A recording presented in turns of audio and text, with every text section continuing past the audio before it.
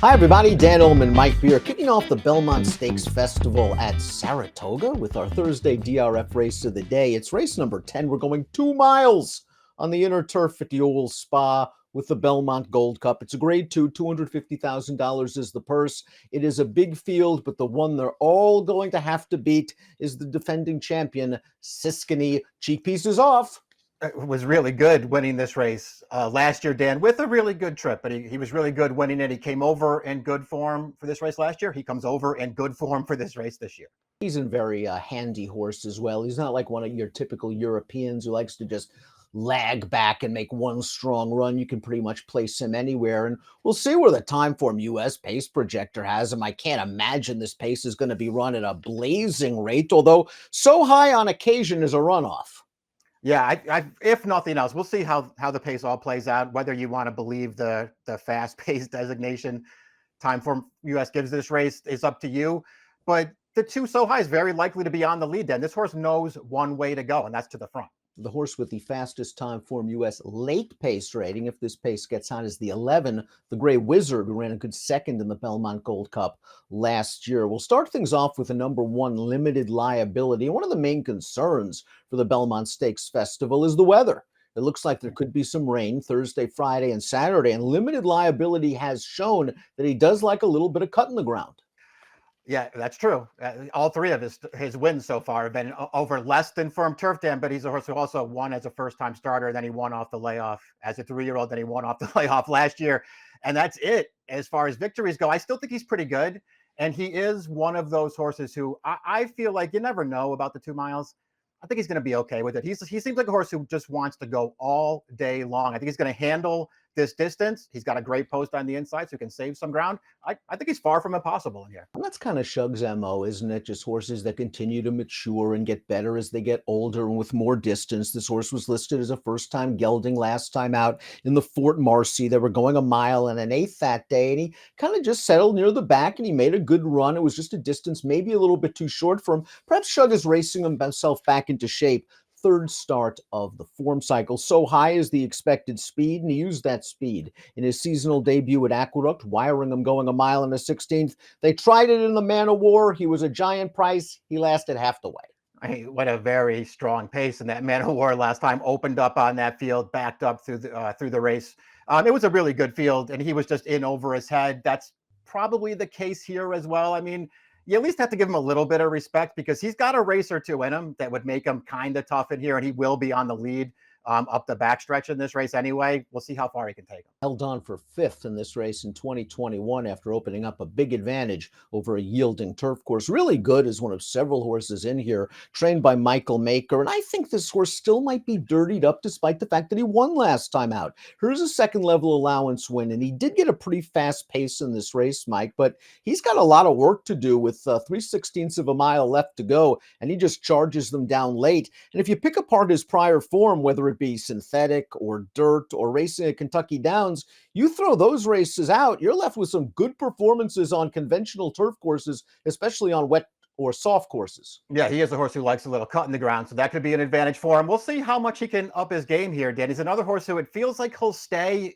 2 miles is probably really pushing it, but he feels like he'll stay. He's got that kind of grinding running style.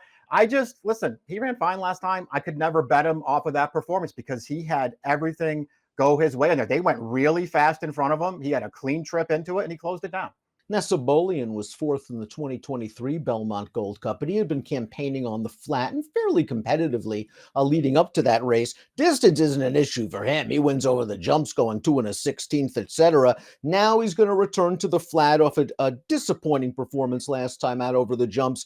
Listen, his flat form is good. I think they take him back. They try to make one run, and if the pace is hot, maybe he gets a piece at huge price. Yeah, he's 50-1 on the morning line. His form over hurdles recently obviously leads a lot to be desired. I don't know how much you're supposed to read into that stuff, Dan. They're coming back to the flat with him here. He's got races from about 2 years ago, 2022. I mean, he ran really well in some graded stakes races going long on the turf. They ran him in this race last year.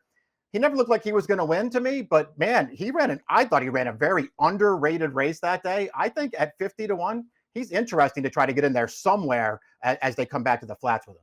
Maker trains the 5 starting over. This is a horse that hasn't raced since early March. In this effort, the McDermott, where there was a strong pace for this distance, he's the gray horse getting to the outside. You can just tell he's grinding it out. He just stays and stays and stays, and he's going to outstay everybody to the wire to win. Now, he was entered once after this race, scratched because of soft turf. Maker's hinting if this turf course is really soft or yielding, he might take starting over out again. Yeah, we'll see what kind of course condition he gets in here. I respect the form that he's in right now, especially for this trainer. And I did like that win last time, Dan. I will say I'm not thrilled with the field that he beat that day. I'm not a big fan of that Tawny Port who ran second, and then it feels like his other main challenges in that field anyway were a little bit distance challenged. So I didn't really know how much credit to give him, but I thought he ran well in there. I thought he ran well 2 starts back when he only got defeated late by Francisco Clemente, who's a real nice horse. Champagne Juan is the number 6. This is a very lightly raced colt, and as a lightly raced colt, he's kind of an X factor because I think he could still project some upside, and as of right now, he's pretty good. Here's his most recent start, first level allowance at Keeneland, and he's going 1.5 miles in this race, Mike. He seemed to stay very, very well. I think this horse is all upside. The question is it too much too soon and only his 7th lifetime start to stretch all the way out and step all the way up? Yeah, I would worry about that too. He does run really well in this race, though the trip overall was a really good one. But I just like the way he lengthens at the end of this thing and he closes it down. This is a real step in the right direction for him. You go to his race 2 starts back, also at 1.5 miles. And that day just felt like he couldn't accelerate when he needed to in there. And that to me suggests that longer is fine with this horse. Maker also has the 7 Lucky Curl, and this is a horse he claimed for $50,000 3 starts back, immediately stretched him out, ran him in a couple of graded stakes races. It just didn't work out. And going over his form, it seems his best races come with Lasix. And of course, he cannot run with Lasix in a graded stakes race on Thursday. He supposedly bled without Lasix last time out in the Elkhorn, a race without much pace won by a really good horse. Yeah, I mean, listen, it's always fair, and you have to always keep in mind that those Lasix on and off switches here in these stakes races because it makes a big difference for some horses, and maybe that's the case with Lucky Curl. And he's just hard to endorse based on what he's done, overall, and especially at this kind of a distance. Silver Knot, the horse that beat him last time out, came back to win the Grade 2 Man of War with a 106 Beyer speed figure. Sports Editor is another horse taking a huge step up in class. He had everything his own way at Laurel 2 starts back. They just let him walk right up on the lead, and he was able to sprint home over a 3-year-old Fulmineo who came back to win a Piers-only stake. Last time out, he got wired, but he was up close to the pace. I didn't see the excuse. Yeah, me either. Another horse they're just kind of taking a shot here at a really big price. His 2 really good races came when he was able to make the early lead, Dan. That includes a maiden win going 1.5 miles, where he just sort of got loose on the lead. It feels like he's not making the lead in here. I'm not suggesting that he can't run well without it, but it feels like he's going to need to catch some breaks if he's going to be there at the end of this. Big giant step up. Stakes debut for Sports Editor. 6 minus is the 9. You're getting a Rat Ortiz. Todd Pletcher, 15-1 on the morning line, coming off this effort. A runner-up performance at Keeneland, going 1.5 miles. And this was a race that just didn't feature a lot of pace. And 6 minus just doesn't have a lot of speed. He likes to make one late run. He's going to make one late run here, and it's going to be good enough for second in a race that produced 2 next out winners. He's pretty game in this race to be along for second. He's another horse who I do like.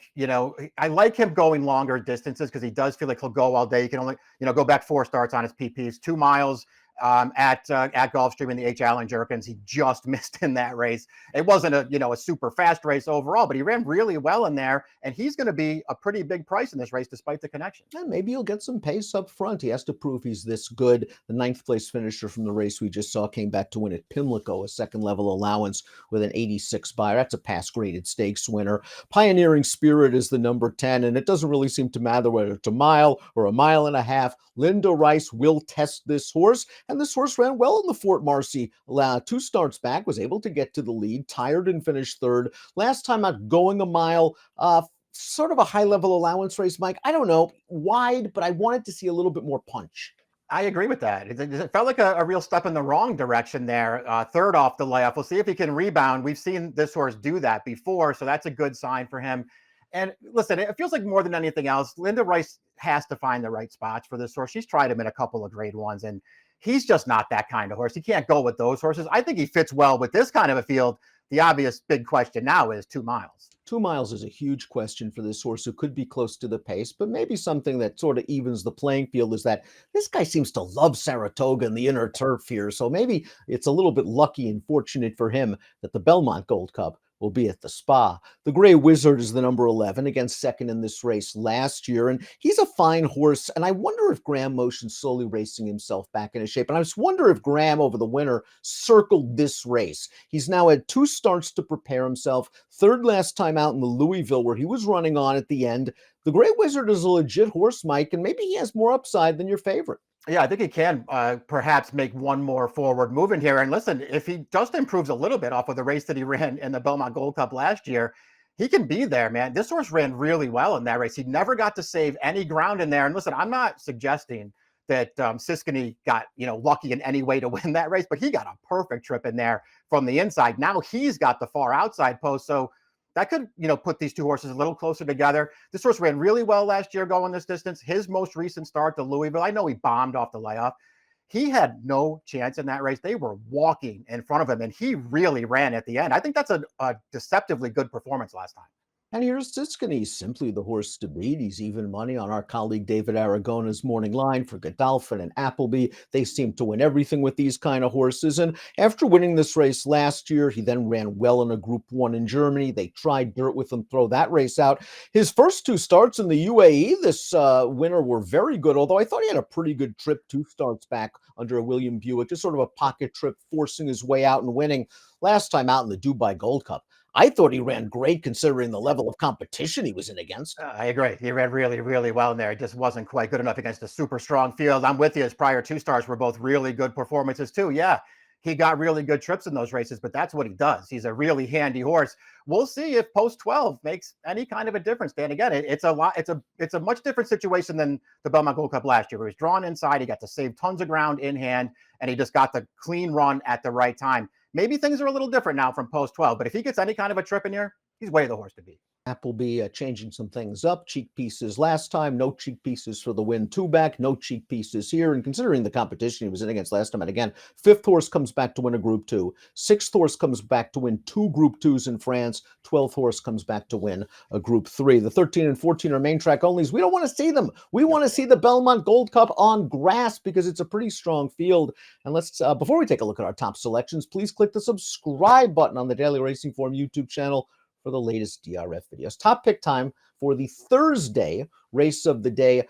Well, we're going to try to beat this favorite, although I think he's obviously the horse to beat and the most likely winner on paper. The Gray Wizard, I think, is rounding into form. Graham Motion has been blazing hot lately. Yeah, just hoping this horse can get the right kind of a trip here from post 11 and just has a little something to run at. That horse down on the inside so high might provide just enough pace for him, Dan. We'll see if he can maybe out-trip Siskiny this time and turn the tables. Little concerned that the ground might be too soft for starting over, but I just love the way he stayed on last time out, acting like extra distance won't be too much of an issue. I'm curious to see what we get from Shug's horse. Limited liability, the number 1. I think distance will be okay. Second time is a gelding and might get something to run at. The price will be square. 11, 12, 4, 1 for Mike. 5, 1, 12, 11 for me. It's the Grade 2 Belmont Gold Cup. Your Thursday DRF race of the day. Best of luck.